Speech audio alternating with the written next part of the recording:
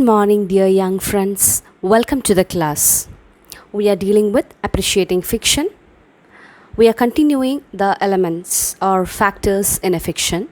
And today, let's go on with atmosphere, along with two more topics, that is point of view and difference between long fiction and short fiction. So, what is atmosphere? The tone, the mood created by a particular fiction.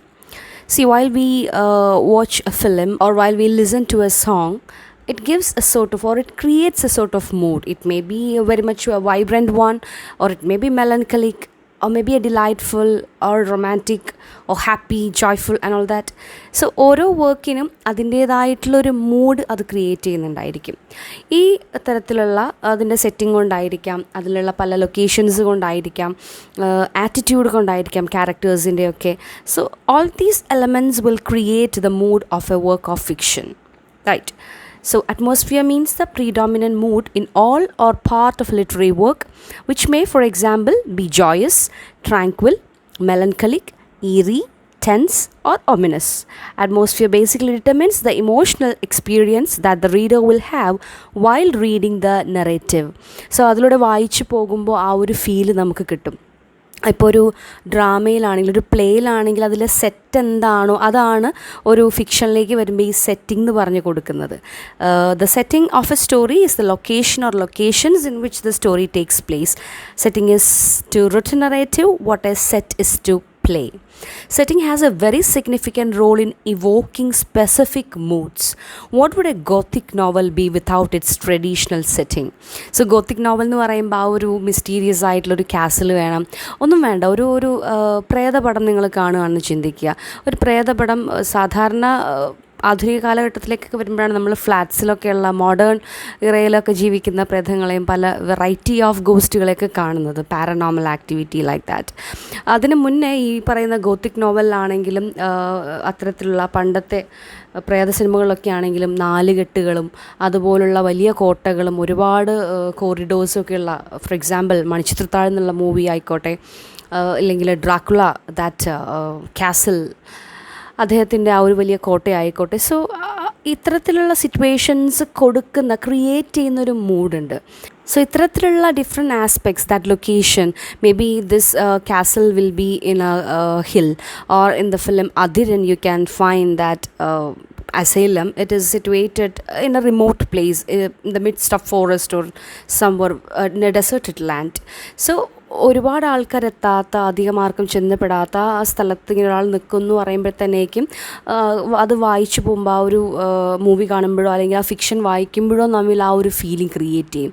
അതേസമയം തന്നെ while you read Alice in Wonderland, അത് Evoque ചെയ്യുന്ന emotion വേറെയാണ്, അത് create ചെയ്യുന്ന mood വേറെയാണ്. കുറച്ച് mysterious ഉണ്ട്, കുറച്ച് ഫാൻറ്റസീസ് ഉണ്ട്, കുറച്ച് മാജിക് ഉണ്ട്, എന്നാലും കുറച്ച് ജോയസ് ആണ്. Or while you read Cinderella or Harry Potter വായിക്കുമ്പോൾ ഭയങ്കര മാജിക് നിറഞ്ഞിട്ടുള്ള ഹാർവാർഡ് യൂണിവേഴ്സിറ്റി ഒക്കെ നമ്മളിങ്ങനെ ഇമാജിനേഷനിൽ കാണും. അവിടെ ഇങ്ങനെ പറന്ന് നടക്കുന്ന പല ജീവികളും മനുഷ്യന്മാരെക്കുറിച്ചും വോൾഡമോർട്ടും ഒക്കെ ഇങ്ങനെ അത് ക്രിയേറ്റ് ചെയ്യുന്ന ആ ഒരു അറ്റ്മോസ്ഫിയർ.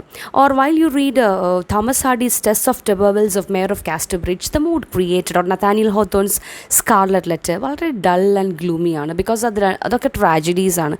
സോ അത് ക്രിയേറ്റ് ചെയ്യുന്നൊരു അറ്റ്മോസ്ഫിയർ എന്ന് പറയുന്നത് ഡള്ളായിട്ടുള്ള, ഗ്ലൂമി ആയിട്ടുള്ള ഒന്നാണ്, സാഡ് ആയിട്ടുള്ള ഒന്നാണ്. So this is what is meant by atmosphere. Writers often use similes and metaphors in descriptions to influence the sensory perception of the reader. So പോയട്രിയിൽ എങ്ങനെയാണോ സെൻസറി ലെവൽ എന്നുള്ളത് പോലെ തന്നെയാണ് ഫിക്ഷന് അറ്റ്മോസ്ഫിയർ. ആൾക്കാരെ പിടിച്ചിരുത്താനായിട്ട്, ആൾക്കാരുടെ ആ ഒരു സെൻസറി പെർസെപ്ഷൻ കൊടുക്കാനായിട്ട് ഈ പറയുന്ന മൂഡ്, ഈ പറയുന്ന അറ്റ്മോസ്ഫിയർ നിലകൊള്ളുന്നു, അറ്റ്മോസ്ഫിയർ ക്രിയേറ്റ് ചെയ്യുന്നു. You can find 2 examples here. One example shows or mentions about spring season. So ഈ ഒരു എക്സാമ്പിളിൽ അതിൽ പെരിഫർ ലെവലിൽ നോക്കുമ്പോൾ അത് സ്പ്രിംഗ് സീസണെ കുറിച്ചിട്ടാണ് പറയുന്നതെങ്കിലും അതിലെ കഥാപാത്രത്തിൻ്റെ ലൈഫിൽ സംഭവിക്കുന്ന ഒരു സ്പ്രിംഗ്, ഒരു വസന്തം വന്നതിനെക്കുറിച്ചാണ് അദ്ദേഹം പറയുന്നത്. The new fellow prisoner has come like a spring to waken mister Schaefer out of the winter sleep into which he has fallen since he has been incorporated.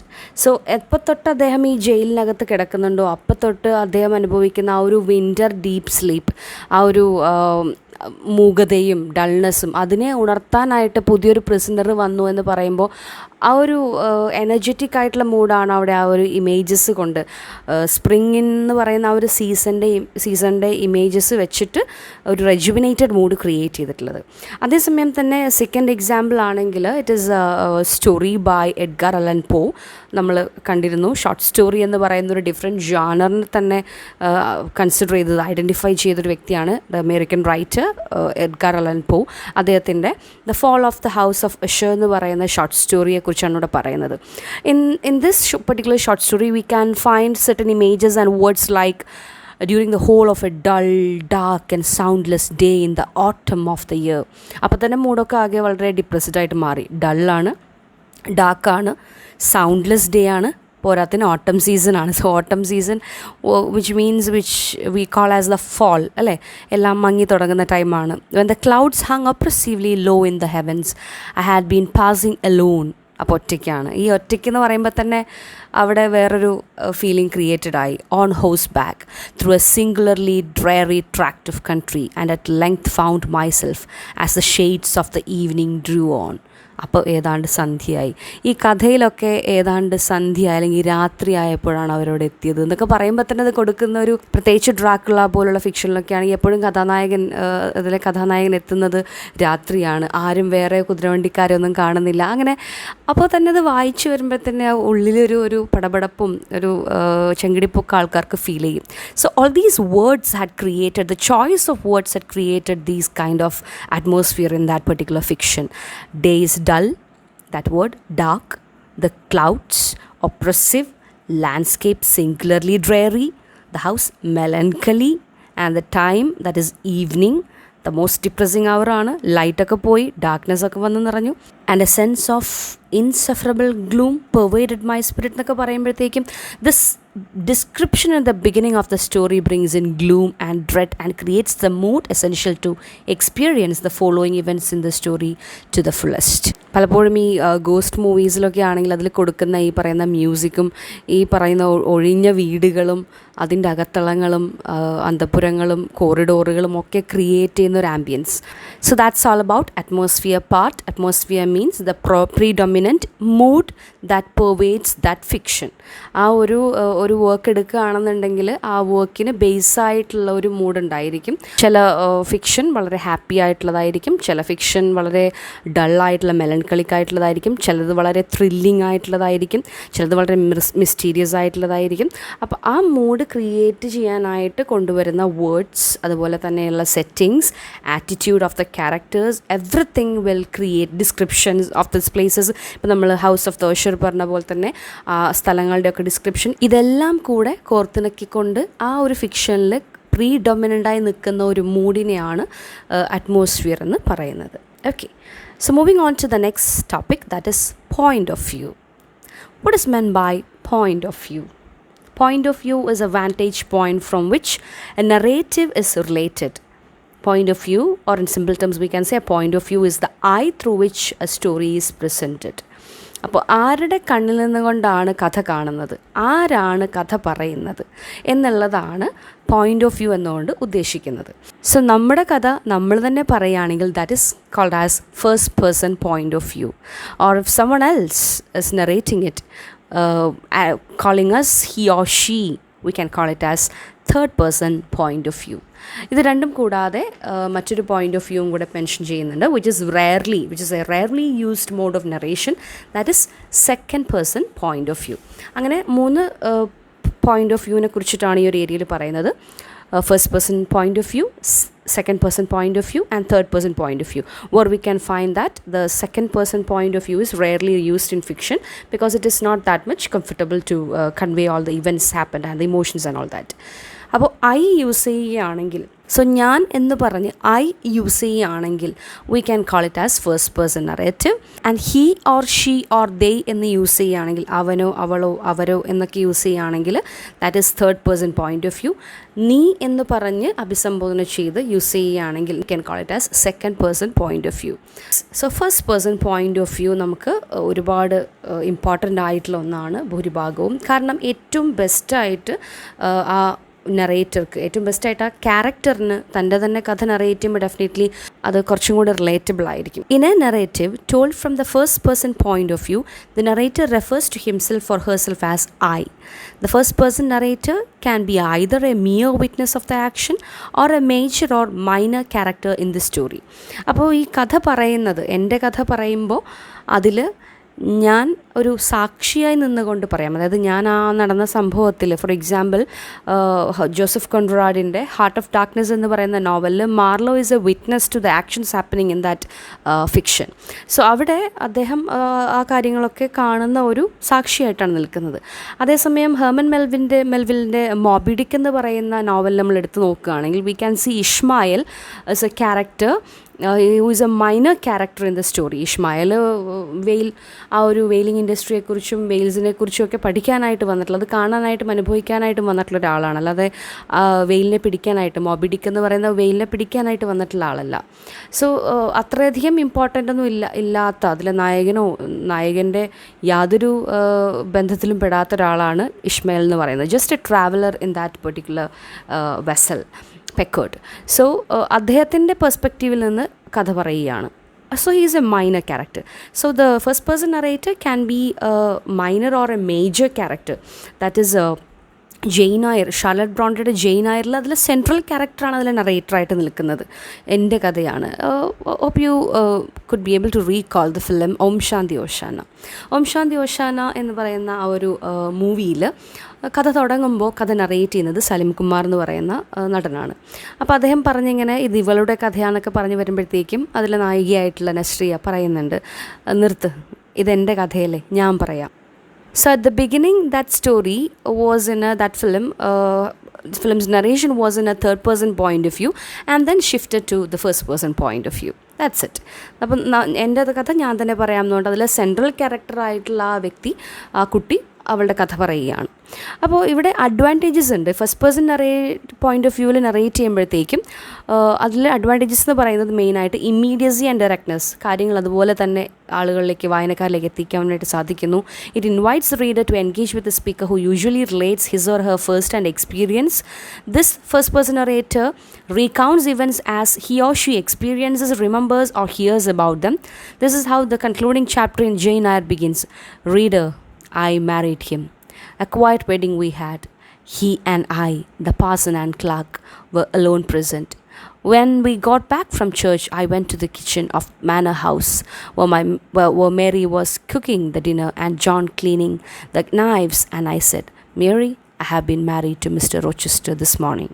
So സ്വന്തം അനുഭവങ്ങളെ ആദ്യം ഏറ്റവും റിലയബിളായിട്ട് ആളുകളിലേക്ക് എത്തിക്കാനായിട്ട് സാധിക്കുന്നത് ഈ പറയുന്ന ഫസ്റ്റ് പേഴ്സൺ പോയിൻ്റ് ഓഫ് വ്യൂവിനാണ്. എന്നാൽ അതിന് ഒത്തിരി ഡിസ്അഡ്വാൻറ്റേജസ് ഓർ ഡ്രോബാക്സും ഉണ്ട്.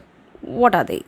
In this mode of narration, the narrating characters' limited knowledge and understanding shape the narrative. For example, if a first-person narrator is a child or someone afflicted by something, he or she cannot convincingly present a situation with the deep subtlety of a more sophisticated or better balanced speaker. അപ്പോൾ കഥ പറയുന്ന ഒരു പക്വമായ രീതി ചില സമയത്ത് നമുക്ക് കൊണ്ടുവരാനായിട്ട് സാധിക്കില്ല if that person is not knowledgeable one.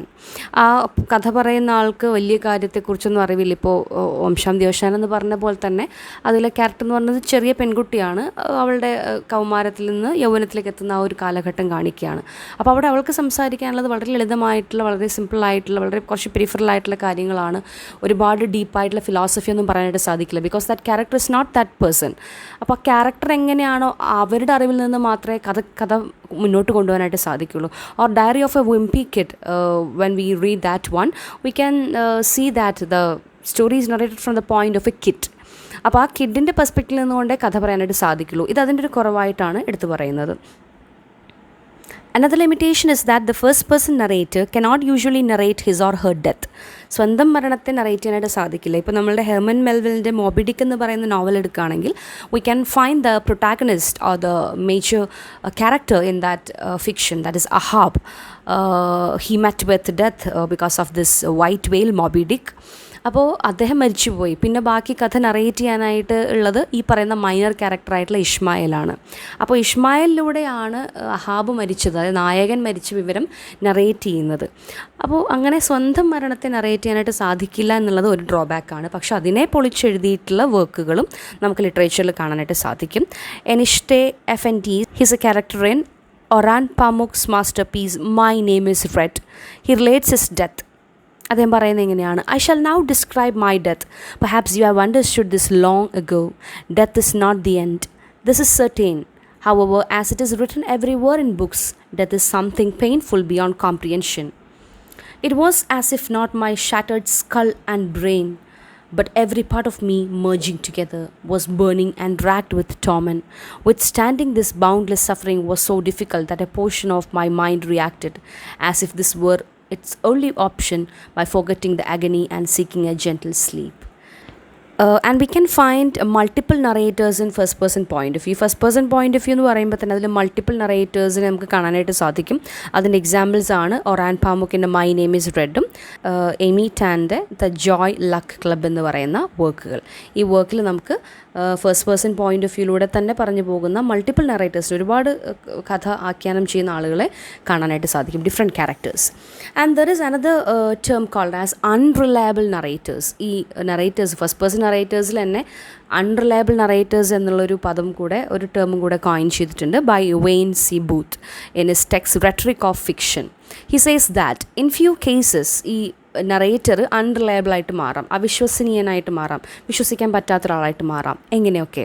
If he has only a limited knowledge or insight into what he is narrating. If he has a strong personal involvement which makes his narrative presentation and evaluation strikingly subjective. അപ്പോൾ അയാളുടെ involvement കൊണ്ട് അയാൾക്കൊത്ത രീതിയിൽ കഥ മാറ്റാനായിട്ട് സാധിക്കും, അല്ലെങ്കിൽ അങ്ങനെ പറയാനായിട്ടേ പറ്റുള്ളൂ. സബ്ജക്റ്റീവായിട്ട് പറയാൻ പറ്റും, ഉള്ളതുപോലെ പറയാനായിട്ട് ചിലപ്പോൾ സാധിച്ചു എന്ന് വരില്ല. If his ideological orientation is different from that of the text. അപ്പോൾ ടെക്സ്റ്റിൻ്റെ ഉള്ളടക്കത്തിനോട് ചേർന്ന് പോകാത്ത ഐഡിയോളജിയുള്ള ക്യാരക്ടേഴ്സ് ആണെങ്കിലും അൺറിലയബിൾ നറേഷൻ സാധ്യമാകും എന്നാണ് അദ്ദേഹം പറയുന്നത്. So these are the few cases he mentioned about an unreliable narrator. Next one is third person point of view. Third person point of view means a narration made by a person who is not involved in the actions. He stands outside those events. In such narratives, all characters within the story are therefore referred to as he or she or they. And this third person narrators has got two subtypes. രണ്ട് തരത്തിലുള്ള ക്ലാസിഫിക്കേഷനും കൂടെ ഈ third person നറേഷനിൽ വരുന്നുണ്ട്. One is omniscient, the other one is limited. What is meant by omniscient? Omniscient means all knowing, എല്ലാം അറിയുന്നവൻ. അപ്പോൾ എല്ലാം അറിയുന്ന ഒരാളായി നിന്നുകൊണ്ടായിരിക്കും ഏതൊരു ക്യാരക്ടറിൻ്റെയും മനസ്സിലൂടെ, അയാളുടെ ഇൻറ്റേർണൽ കോൺഫ്ലിക്ട്സിലൂടെ, അയാളുടെ തോട്ട്സിലൂടെയൊക്കെ കടന്നു പോകുന്ന ഒരാളായിട്ടായിരിക്കും ഈ നറേറ്റർ പറഞ്ഞു പോകുന്നുണ്ടായിരിക്കുക കഥ. So a narrator, omniscient narrator is a narrator who can enter the consciousness of any character, evaluate his motives and explain his feelings and recount the background and predict the outcome of any fictional situation. An omniscient narrator has a full knowledge of the story's events. അപ്പോൾ കഥയെക്കുറിച്ച് പൂർണ്ണമായ ഗാഹ്യമുള്ള ഒരാളായിരിക്കും this third person narrative എന്ന് പറയുന്നത്.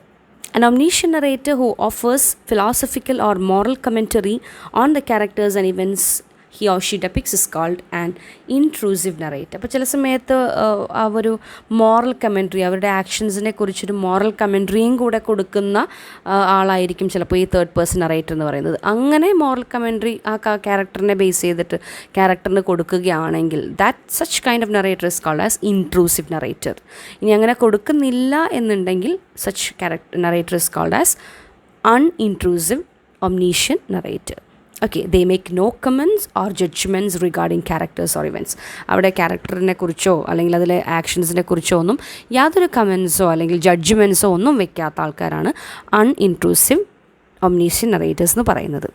In third person limited point of view, the narrator recounts the story through the eyes of a single character or occasionally a select or occasionally few characters.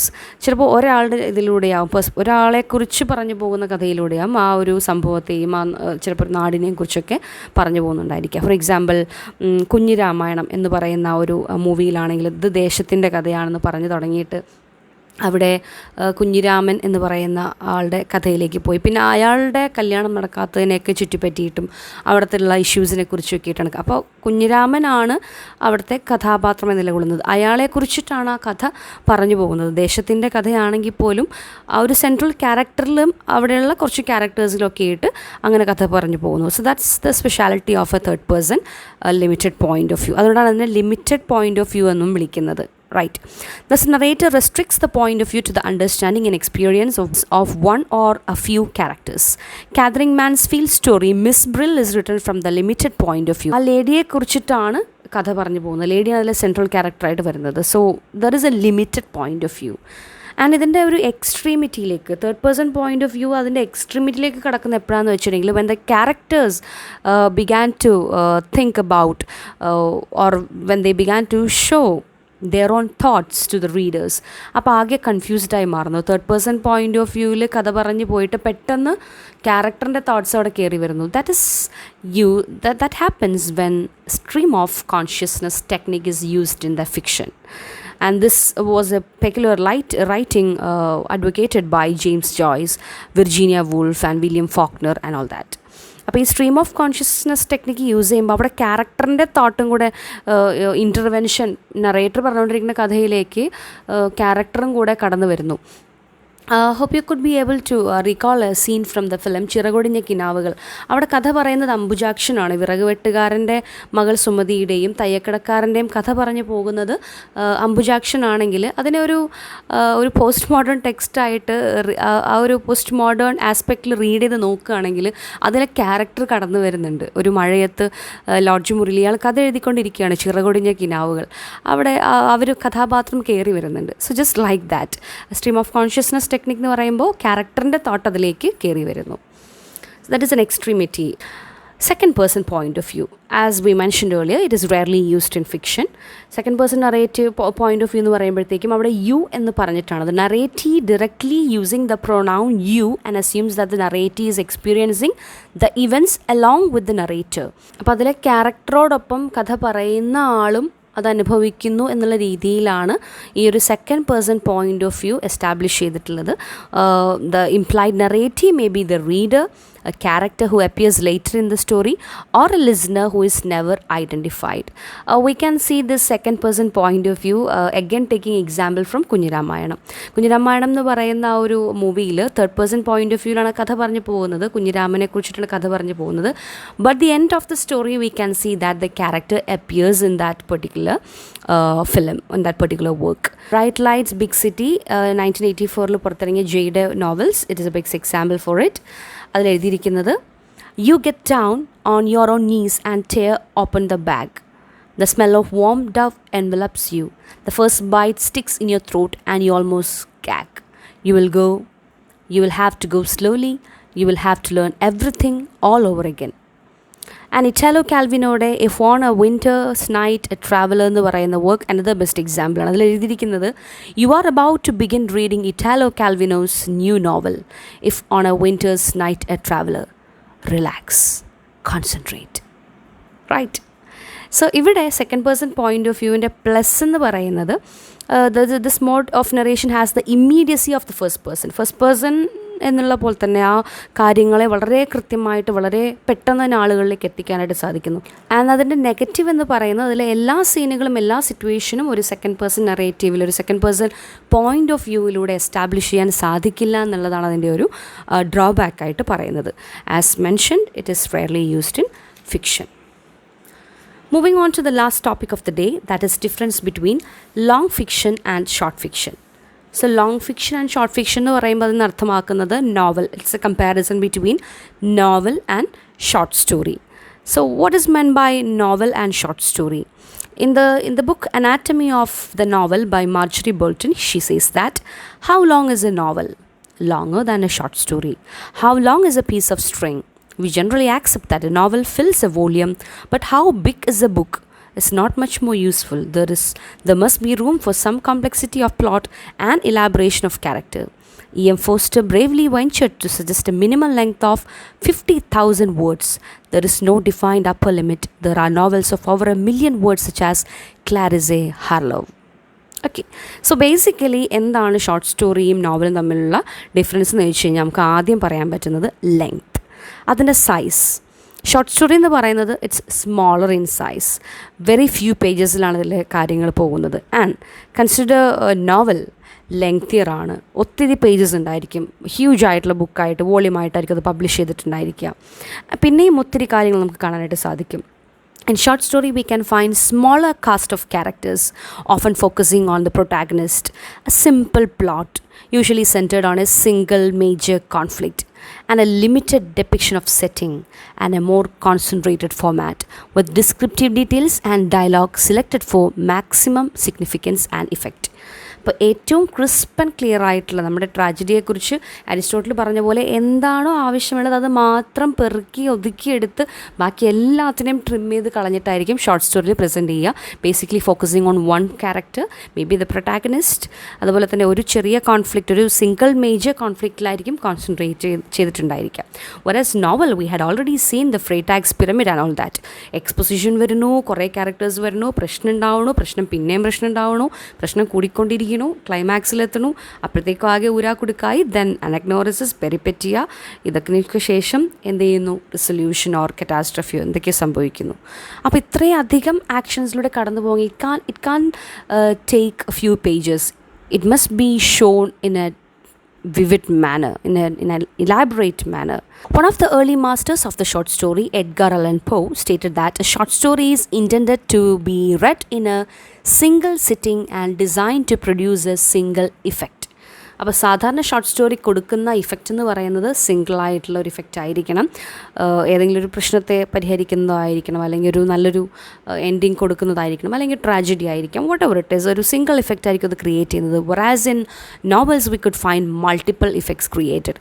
ഒരു എപ്പിസോഡിൽ ഒരു കല്യാണമാണ് നടക്കുന്നതെങ്കിൽ next എപ്പിസോഡിൽ ഒരു മരണമായിരിക്കും. സോ മൂഡ് ഇങ്ങനെ ചേഞ്ച് ചെയ്ത് റീഡറിനെ എൻഗേജ് ചെയ്ത് അതിങ്ങനെ പൊക്കോണ്ടിരിക്കും. On the other hand, novels keep the readers occupied for a longer period of time, like days or weeks or even months. As novels are longer works with great amount of detail on every page, they can offer full-fledged characters. We mentioned this earlier, right? Short stories എന്ന് പറയുമ്പോൾ അവിടെ character development ഒന്നും കാണാൻ പറ്റില്ല. അതേസമയം നോവലിലാണെങ്കിൽ we can see character development. ഒരാളുടെ ജനിച്ചപ്പോൾ അല്ലെങ്കിൽ ഒരാളെ ഇപ്പോൾ വുതറിങ് ഹൈറ്റ്സ് ഒക്കെ എടുക്കുകയാണെങ്കിൽ അതിൽ ഹീത്ത് ക്ലിഫിനെ കണ്ടു കിട്ടിയപ്പോൾ, ചെറിയ കുട്ടിയായിരിക്കുമ്പോൾ കണ്ടു കിട്ടിയപ്പോൾ തൊട്ടിട്ട് അദ്ദേഹത്തിന് ഒത്തിരി പ്രായമാകുന്നത് വരെ കഥ പോകുന്നുണ്ട്. അതുപോലെ ചില നോവൽസൊക്കെ ആണെങ്കിൽ കുട്ടി ജനിക്കുന്നതിന് മുന്നേ കഥ തുടങ്ങിയിട്ട് കുട്ടി മരിച്ച് കുട്ടിയുടെ അടുത്ത പരമ്പര അല്ലെങ്കിൽ ആ ഒരു വ്യക്തിയുടെ അടുത്ത പരമ്പരയിലേക്ക് വരെ കഥ അവസാനിക്കുന്ന പോലെ, അല്ലെങ്കിൽ എത്രയേറെ അങ്ങനെ കഥകൾ എത്ര വേണമെങ്കിലും ഫ്ലെക്സിബിളായിട്ട് കൊണ്ടുപോകാനായിട്ടും കഥാപാത്രങ്ങൾ എത്രമാത്രം ഡെവലപ്പ് ചെയ്യാനായിട്ടും കാണിക്കാൻ പറ്റുന്നൊരു ഓപ്ഷൻ എവിടെയുണ്ട്? ലിമിറ്റ്ലെസ് ആയിട്ടുള്ള ടൈം അല്ലെങ്കിൽ ലിമിറ്റ്ലെസ് ആയിട്ടുള്ള സ്പേസ് ഉള്ള നോവലിലുണ്ട്. Often short stories only reveal the essential aspect of a character or characters and they cannot afford the depiction of character development over time. Exposition and details of the setting are limited in a short story. Short stories usually delineate problems that are quickly resolvable, whereas the issues and conflicts tend to be deeper in novels and ideas can expand in more than one direction.